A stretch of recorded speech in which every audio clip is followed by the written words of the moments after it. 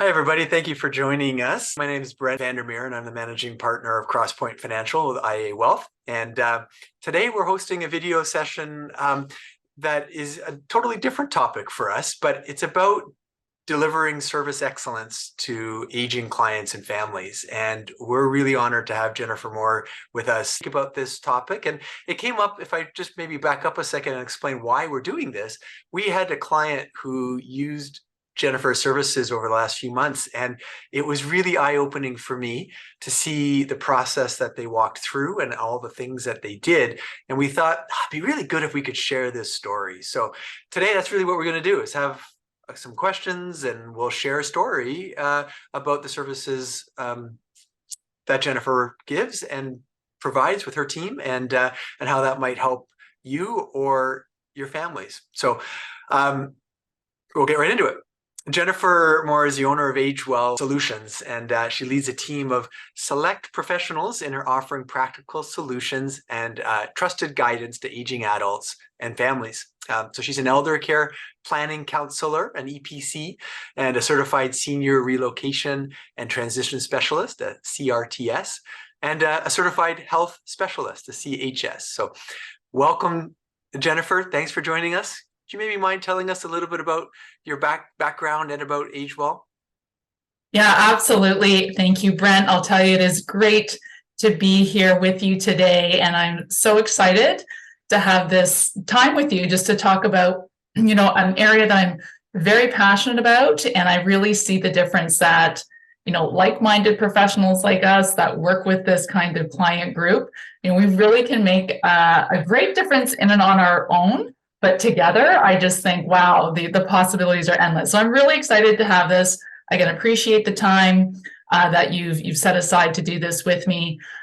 In terms of my background, now I have a bit of a diverse background, but when I think about it, it's clear how it has all led to be where I am today. So it all makes sense, right? So just quickly, very early in my career, for 10 years, I was with a large financial firm here in Canada, in Southern Ontario, and my area of expertise was, in fact, planning for future care. So advanced care planning is sort of what that area of expertise was called. So I was working regularly with, people who are 50 plus, 60, 70 plus, who were looking ahead and wanting to have some choice about their future care, their quality of life. And they didn't want to count too much on the government. They didn't want to take the chance that the government would be there or their family would be available and able to help them, because we know how busy families are. So they wanted to have a little bit more control. So, people would come to me, I'd work with their advisor, and we'd talk about, what their wishes and preferences were for the future. We talk about retirement income sources, what their informal network, so what that family network of support look like, and so on. We'd start to put a plan together for them, right? So that was really exciting. And when you work with people over time, you do see some of these people anyway, go through the very experiences that they had planned for, and how grateful then we all were that they had that plan in place. So that was sort of the foundation, the beginning of my career. And then I moved into, for the next decade, I moved to a national home healthcare company. So for that decade, I'm telling you, it was another eye-opening experience, because, I went from planning for the what and if and ever to, okay, this is actually happening and people are looking for services. They're finding some services, but they're finding there are gaps as well. And how are they filling those gaps? And what is that impact? So it was a really informative period for me as well in my profession. And then I was just lucky to have the opportunity to start my own consulting firm in 2015. AgeWell Solutions was born. And, now my team and I, we work regularly with older adults and families as they're going through, typically those later life transition points. So it's a housing change or a lifestyle change. Maybe there's been a change in health, a partner is lost, and they're starting to have to make some big decisions, and they're just not sure, where to start, where to go, what's important to think about. And so we're really able to respond and help guide them through that and support that decision-making process. And sometimes it's in crises as well. So we'll also be there to provide some immediate solutions in that vein. All told, I think I've been in this elder care, older adult industry for well over 25 years now. And I'm fortunate to have the chance to connect with, as I say, like-minded professionals like yourself that also care about their clients and have customers that are, value the kind of service that we provide and see the benefit of that service for them. So I guess in a nutshell, that's sort of my background and where I am today and what we offer. That's wonderful. Wonderful. And thank you again for doing what you do. What do you see some of the challenges? Like, we look at demographics from an investment perspective and some of the bigger trends that aging demographic, we talk about the aging baby boomers and the pyramid of the age, in most developed countries. But what do you think that means as far as what you see, the challenges that an aging population is facing? Well, I think for our aging population here in Canada, anyway, some of the biggest challenges I'm seeing as I'm working with clients is just their lack of knowledge and their lack of awareness of what the shortcomings are of the system, what the realities are in terms of cost, in terms of process and impact of making these changes. And there's a real lack of having had those essential conversations with family, right? Being open, being collaborative, and talking about their aging experience, what they want, what expectations are of each other. So because we're in, and everyone's aware that we have some challenges right now in terms of our healthcare system, that we have this aging population that's putting more pressure on the system. Everybody wants to stay at home as long as possible, but there's some really difficult realities that go with that. And so I find that those people that have more knowledge because they've sought it out, or they've had guidance, or maybe they worked in healthcare, something like that, they always have a little bit of a leg up, or if they know who to go to when they need help, they always fare a little bit better.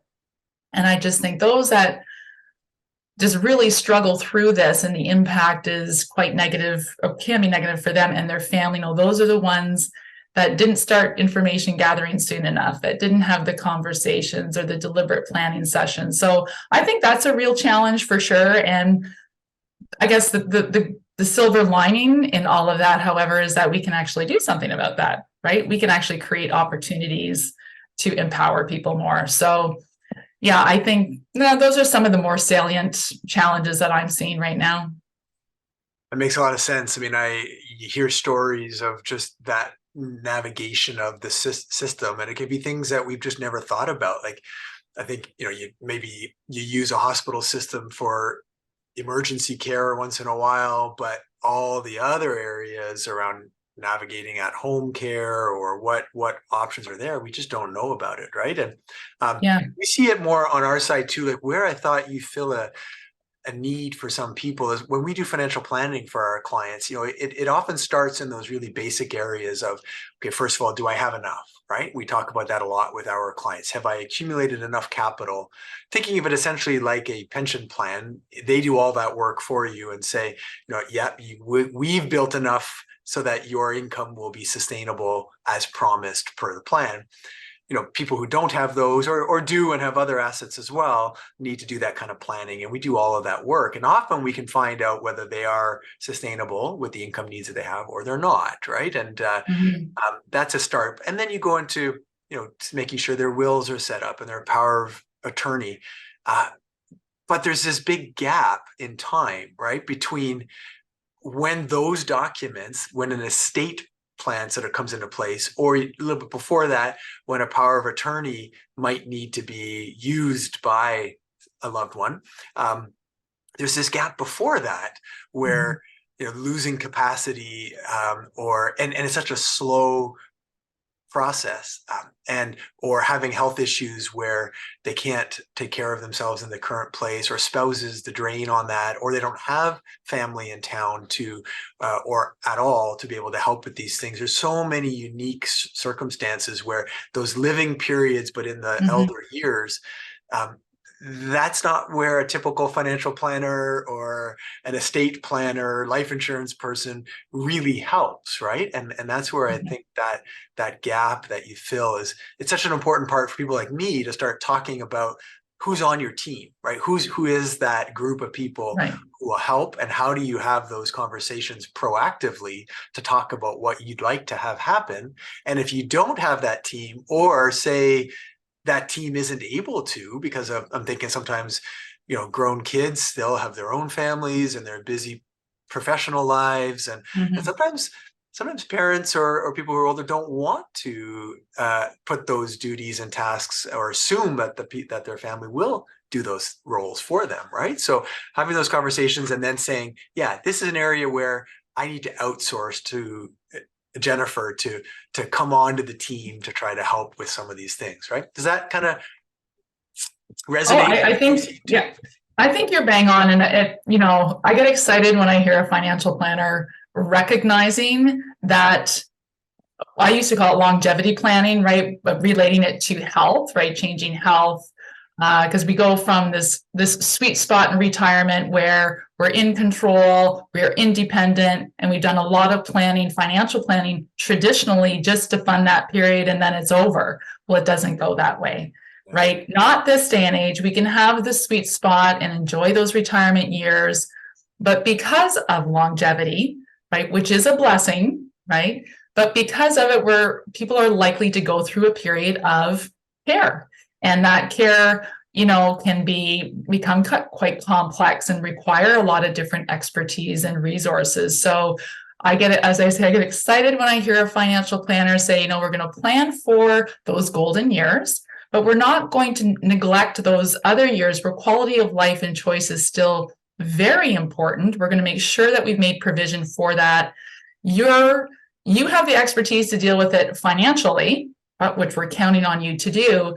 But you're also positioning yourself, because I've seen you do it. We've worked on cases like that where you said, you can't do it all. So I need to have these other resources that we can call in to augment, enhance the team, because we have all these other lifestyle, quality of life, care factors to deal with. And again, I think that's where things are really shifting out there, where we're recognizing the value of team in that sense and the need to have specialized resources. So I agree with everything that you say. You've got it.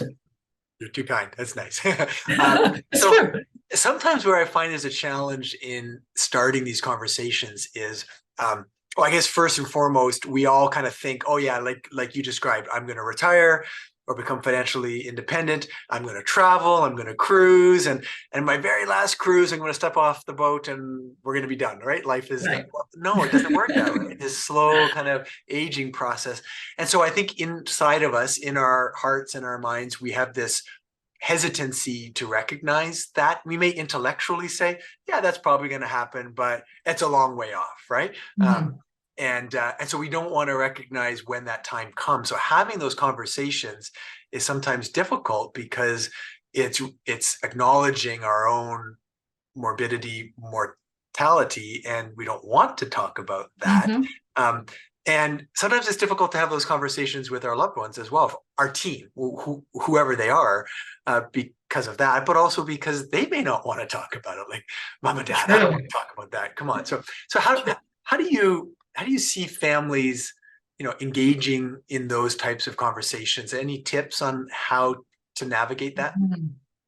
Yeah, absolutely. And there are some families doing it really, really well, right? And hats off to them. And they're sort of our pioneers and showing us the way. And there's even a fairly good body of books and literature that's out there and available to give us some direction in terms of, approach and content for these types of conversations. But I think certainly from my experience, when you ask about tips specifically, I think, setting the tone and managing some expectations and making sure that the intent is clear in terms of, we want to support you, mom and dad, and make sure that your aging experience is what you want. We want to know what your wishes and preferences are, and we want to hear from you. So being clear and caring in the intent and what you want to achieve, setting that tone is really important from the get-go. Also preparing for the conversation. This is not a conversation you want to wing. Right? Winging it is not advised because it's such an emotionally sensitive topic, and people don't want to address it. Right? It can be really easy for conversations to start to go sideways or get caught up in some kind of an emotional dialogue and nothing can be achieved, and quite opposite, damage can be done. But I do find if we prepare for the conversation and, almost like a little meeting, right? We're going to have an itinerary and this is what we're going to talk about today. We don't have to talk about everything. That's just too overwhelming. But, let's start the conversations. And today we're going to talk about your wishes and preferences. Like, what have you already thought about? Or have you made any plans or not? Or what are your worries? And maybe that's enough for the first conversation.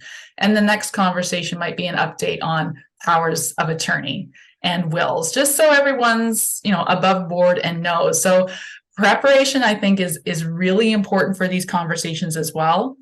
Keep notes.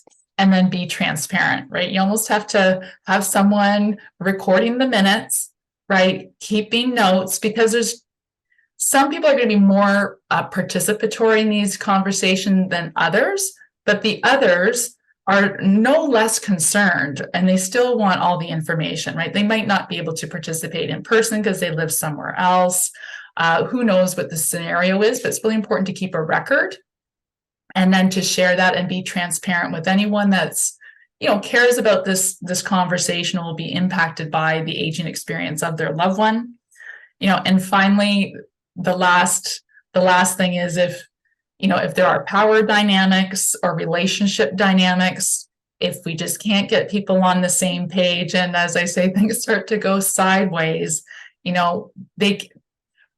you can actually reach out to an elder care counselor or a consultant to come in and actually lead the conversation, right? It works beautifully because you've got an independent third party. There's no vested interest. They've done this before, they're experienced, and they can facilitate it. And then they can produce kind of the next steps, which you get agreements all the way along the conversation as well. So, the tips again, be clear and caring in the intent, be prepared so you're not winging it, keep notes and be transparent, and, reach out to expert resources if you need it. And, usually that'll get people going, or as I say, there are lots of resources in terms of books out there, or sometimes just speaking with friends that have been through it already and sort of what works for them can also be effective. That's great. I love that. It reminds me a little bit about, and this might be a nice way for families to ease into that process too, is we've had the honor of working through a number of family meetings with our clients now too. Something that in my younger years of being an advisor, I didn't have the expertise or the courage or to step into those situations that you never know what is going to come up. But they've been really, really great, to do that. And our process has started more about, a family has wealth and sharing the philosophy around that wealth, how it was generated and what the values of the family are. Are they charitably minded? How do they want that to carry on with the next generation? Those are really valuable conversations to deliberately have with family. And like I said, I've had the honor of facilitating for families, a number of those now. And I do that exact role that you talked about, keeping minutes, having questions sent out in advance. Like, here's the things we're going to talk about and why, and come prepared with some of the answers in advance, so you're not just caught off guard. It gives the different personalities in the family a chance to kind of find their spot and their voice too, right? And yeah, some of them have just been wonderful experiences to see how the kids communicate that the parents often have said to me, "Man, I have never heard that before. And my kids saw how hard I was working when I was young. And I always thought, oh, they just were going to be mad at me because I was never there for their soccer game or baseball game or whatever it is, right? Their show." That was just a really healthy emotional thing. I understand they don't always work that way, right? But starting the process of communicating on the philosophy and the charitable mindedness, or what do you want to have happen with this money, and should it wait until death, or is there something that the family could do earlier, might be a nice segue into how do you have those more difficult conversations maybe about end of life care, and when you've started to build those that openness to communicate about those things. And yeah, I think you hit it right on the nail there, is building that openness. And I think it's really hard to get started sometimes and to put the topic out there and invite people to have this conversation. But in most cases, and again, not all, but in a lot of cases, what it starts to do is normalize the topic and make it less taboo. So the more we can talk about it, the more people know that, oh, this is fair game, and this is important to talk about, and we can talk about this, and that can really support the conversations going forward as well. So yeah, I like the idea of normalizing this topic and getting the conversations rolling. Yeah, that's wonderful. Now, you had talked about, in a couple of cases we had worked on, you had talked about the 5 steps of caregiving. Could you elaborate on that for those watching? Yeah, for sure. So the 5 stages of caregiving, it's like a care guide that was created by Dr. Mark Frankel.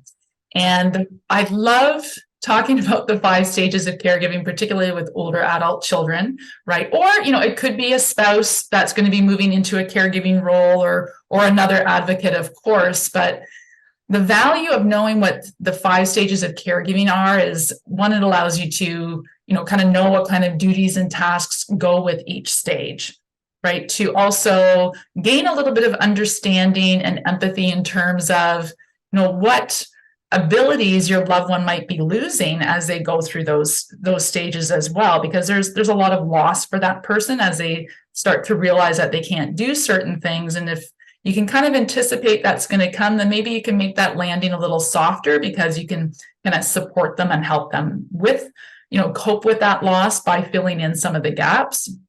And of course, having an awareness of those 5 stages also gives you a little bit of a heads up in terms of what to expect that's coming and how to better prepare. Because a lot of caregivers, they don't have a chance to adequately prepare most of the time. They don't know what's coming next, and they just haven't had a chance. So they're overwhelmed. So I think, again, it's one of these topics that I say, as we talk about, strategic aging, as we talk about caring for those that we love, let's build our knowledge in terms of what's involved with this, and what we can do today to be better prepared for tomorrow.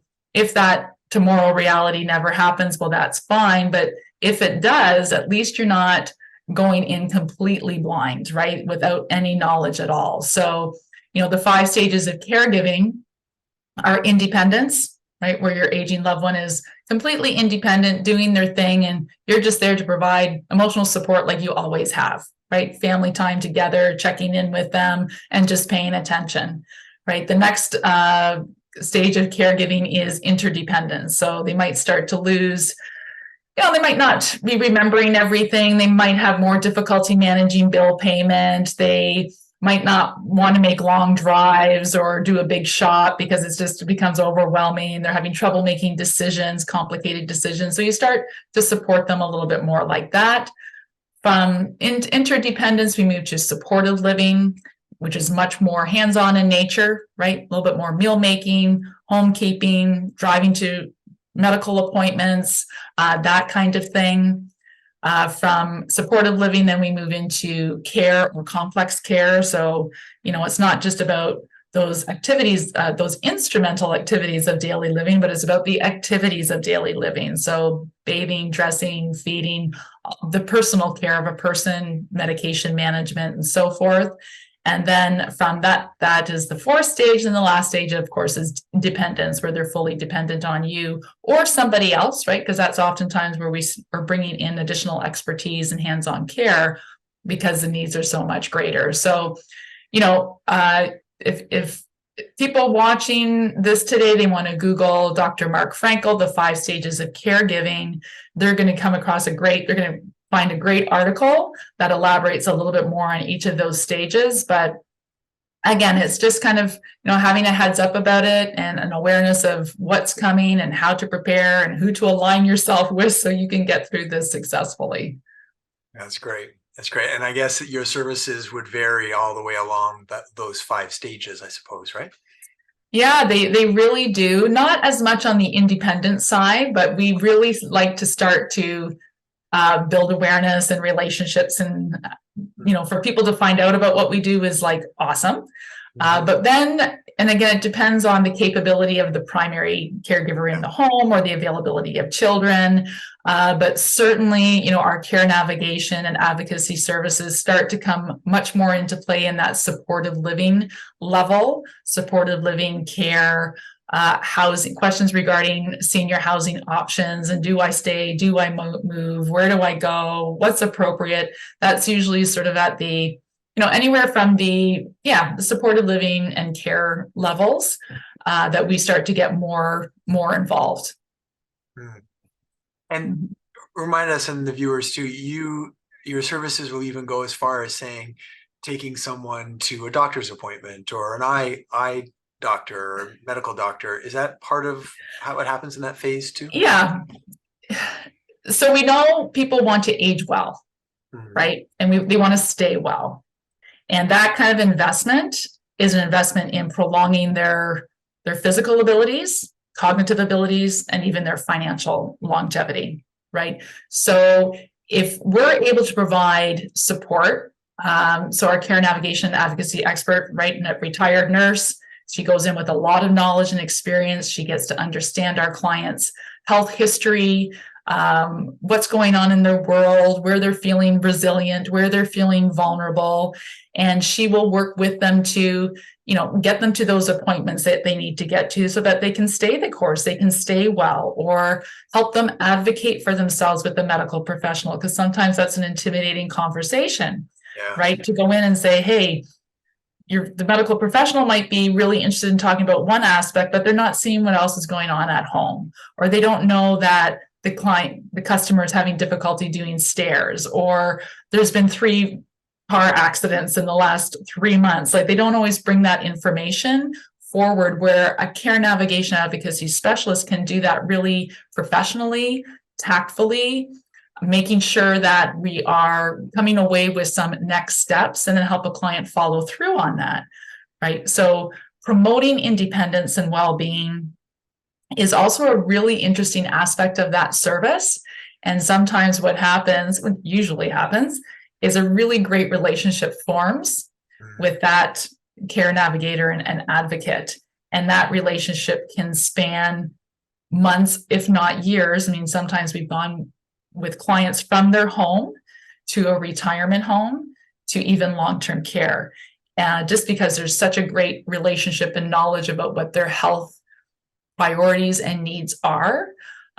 So we always say solutions start with conversations, and it's about, let's sit down, let's share some information, see where you're at, and find out where we fit in right now in your life and how we can best support you moving forward. So yeah, it is a great service. It's one of our fastest growing areas, and I really see a lot of potential for it moving forward, because we do have such a disjointed healthcare system, and it's really hard to kind of promote your needs. I can really see the value in that kind of service. It's almost like a personal coach who goes alongside you, right? So it's neat. Now, you mentioned something earlier about housing, and we had recently worked on a case together where a client was looking at, understanding that, how do I decide when it's time to move out of the home that I've been in for a long, long time, raised a family in, lost a spouse in, out, and just a lot of deep memories and important things, but also understanding it's probably getting close to that time. housing is top of mind for so many aging Canadians, right? Can you talk about that and some of the housing challenges that the aging population faces? Mm-hmm. So you're right. That decision to stay, to go, where to go, when to go, how to operationalize this move, it is probably one of the biggest questions facing most of our, 75 plus older aging clients today, or customers, or Canadians today, right? So we like to talk about strategic housing, right? And recognizing that, we certainly do have choices, right? In terms of whether we stay and whether we go, right? But it's trying to be strategic about that and understand why we're making the choices that we are, right? And what the consequences are of those choices. And then to know what the alternatives are as well. So we like to talk about education a lot because, again, it's sort of that missing piece when we think about do I stay? Do I go? I don't know. When's the right time? Well, we need answers, right? We need to explore this a little bit more and talk about the pros and cons of staying. We need to explore and learn about the alternatives. I mean, how can you ever imagine yourself living somewhere else and what that's going to look like, if you don't know what that somewhere else looks like, right? So there's an educational component. What are your ultimate wishes? Do you want to prolong your independence as long as possible? Do you want to be able to socialize with others? Do you want to have a sense of security? To be able to focus your energies? And I like to talk about precious energy, right? You have precious energy when you're aging. Where are you going to put that energy for the most benefit? Is it in, being with friends and participating in activities that bring you pleasure and joy? Or is it going to be, worrying about the bill payment and fixing the repairs at the house and worrying about the landscaping? And, maybe you can't get out to get the groceries because of a snowstorm or a windstorm or something like that, right? Like there's a tipping point, I think, for a lot of people where they may at one point have found a lot of pleasure in the tasks and the duties of keeping a home, where all of a sudden, your palace becomes more of a prison. And there's more anxiety around living there, maintaining that space. So if we can objectively start to talk about that and, give space to talk about the emotional loss or grief someone will feel because they're moving beyond that space that holds so many memories. And we give that space, we talk about that, we look down the road, we collect other input, from other, what I might call stakeholders, like the children. It's a loss for them too. The children have to adapt as well. So usually it's a process, right? Ideally, it's a process because that means that individual gets to participate in the choice of staying or going, right? When the choice has been removed because there's been a crisis, then we just have to make it happen, right? So the strategic housing question is a really big one. There's a special window of opportunity to make it happen and explore the options and make a decision. And that's one of the services, yes, that we offer. And I think it's a really important opportunity for people to kind of control some of their own destiny. And even if people, insist on staying at home, as long as they do that with their eyes wide open, and we've looked at what the costs or the implications are of staying at home because they are likely to go up, then that's okay. It's their decision, right? As long as they're making informed decisions. But the housing question is a huge one. Yeah, it really is. And what I appreciated with working with you on one of these cases is I have sort of blind spots as an advisor as well, not knowing, well, what does that retirement home cost? What does this one cost? What is that? And is it close to where someone lives? And there's so many different options out there. We sort of modeled out a number of different scenarios, right? Saying, okay, well, that's what this would cost. And working it into their income plan was a key part. And backing up saying, well, what if they stayed at home? We basically had to create a budget for every one of these options scenarios. Yeah. Yeah, and saying what would the in-home costs go to from a maintenance, landscaping, repairs, healthcare in the home, increasing levels of healthcare. What would all of that cost?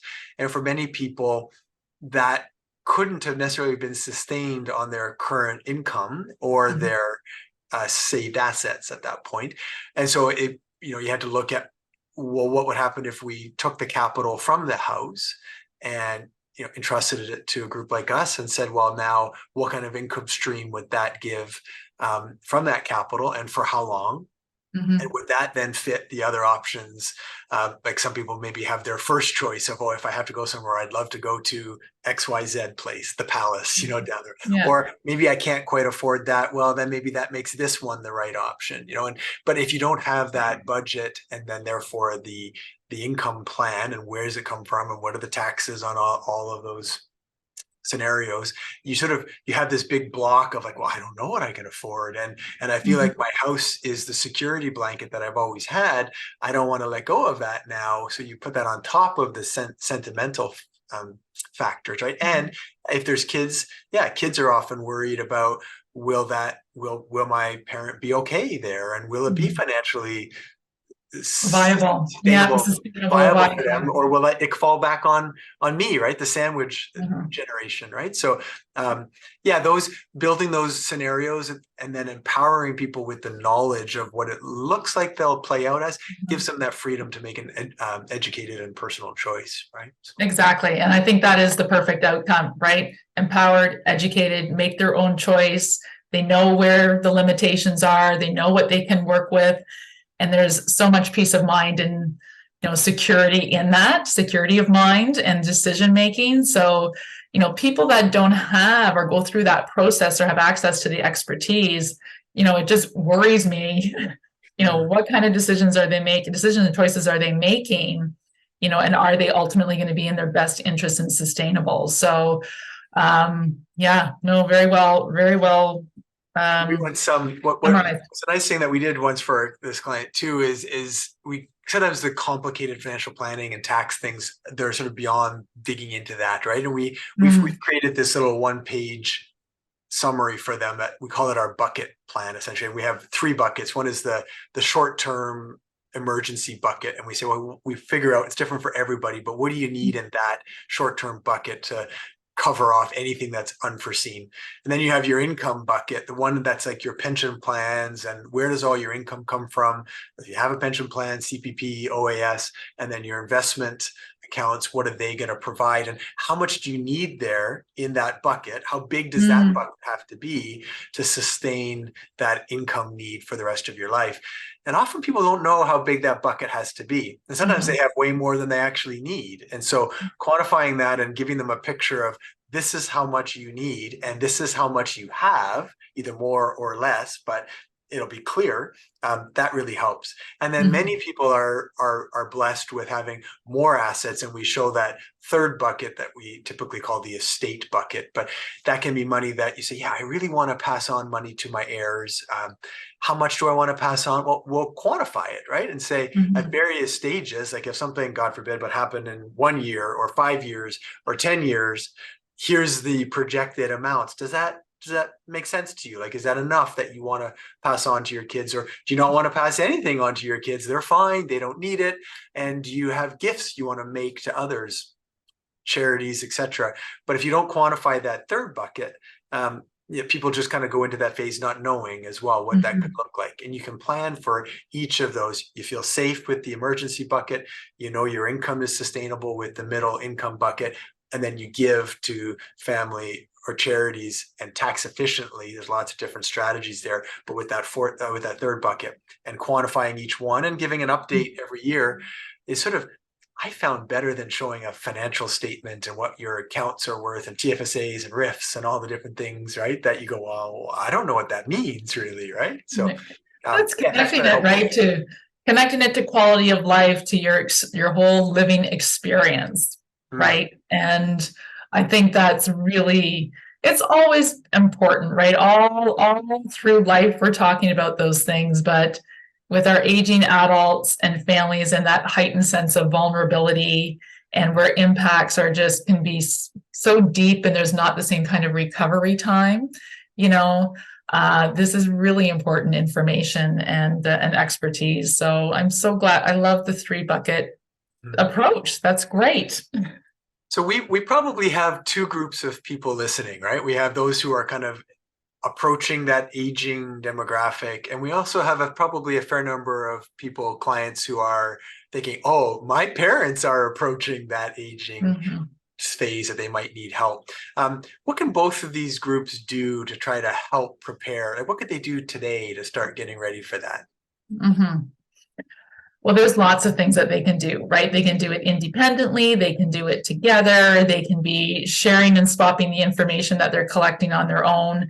But I think, education, I've said it before, I'll say it again, start gathering information about the things that do come top of mind for you in terms of, well, if I want to stay at home, what does that cost? What would I have to change here? What would be barriers? Who can help? What does it cost? Like, whatever education, there's so many little bits that you just start gathering it all up, right? Or you might have very specific questions that are in your mind about the future. Well, let's get some answers about that specifically and tap into the resources that can help you if you're having difficulty finding it yourself. So education, find out as much as you can. And also, I always have to say, make sure you're investing in your own health, cognitively and physically. I think that's the best investment and that you can make, and the opportunities around that are plentiful. We need to just start to do that. And I think the other thing is, start to surround yourself. So fill that Rolodex of those trusted advisors that you want to have on your team for the next chapter, right? So yes, the financial planner, yes, the lawyer, yes, the elder care consultant. Maybe it's going to be a realtor if you see your home as being, the sale of that asset as a means of achieving, your aging experience the way that you visualize it. Who else? What other experts do you need on your team for this next chapter? Let's start to connect and align ourselves and vet them to make sure that they're a good fit with us.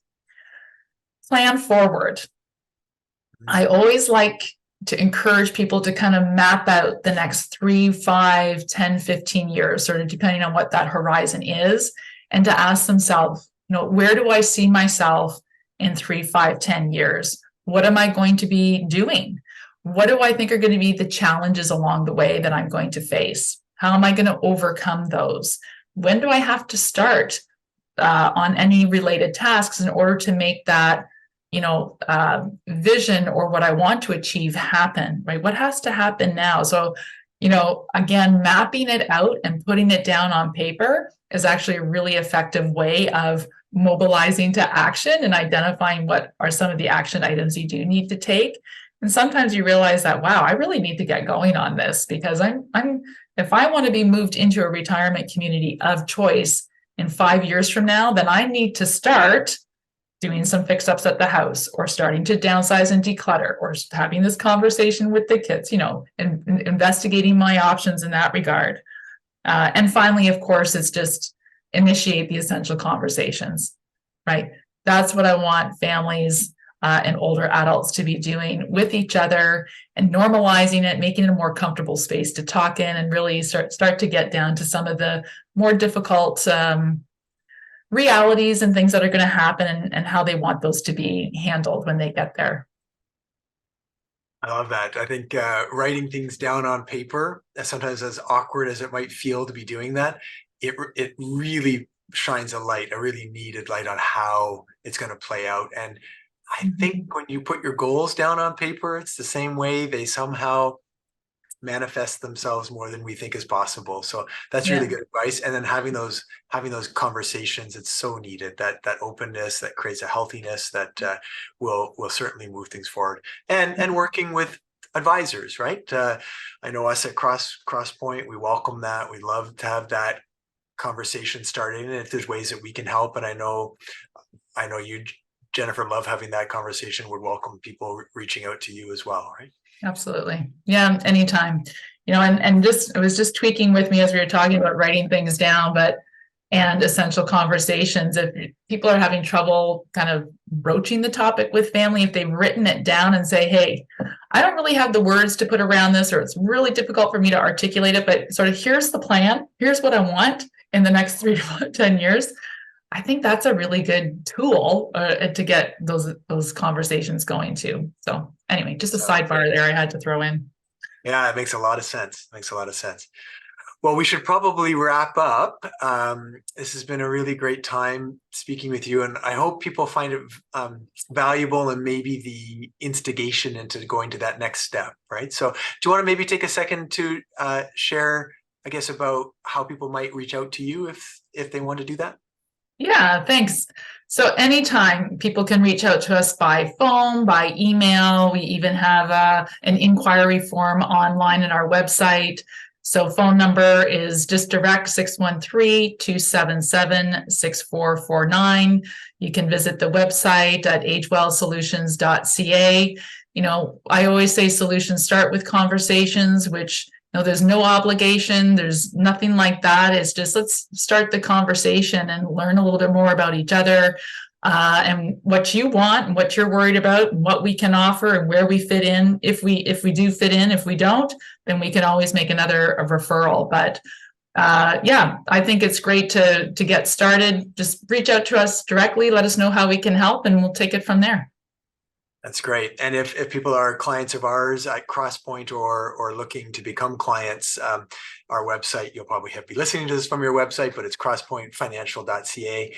And you can reach us at 613-228-7777 or info@crosspointfinancial.ca. Thank you. Thank you, Jennifer, so much for taking this time out of your day and sharing your wisdom and insights. And I appreciate it. And I know the people watching this will as well. So thank you so much. Thanks to you, Brent. It's been a great pleasure. You're welcome. Take care. Okay. Bye. Bye.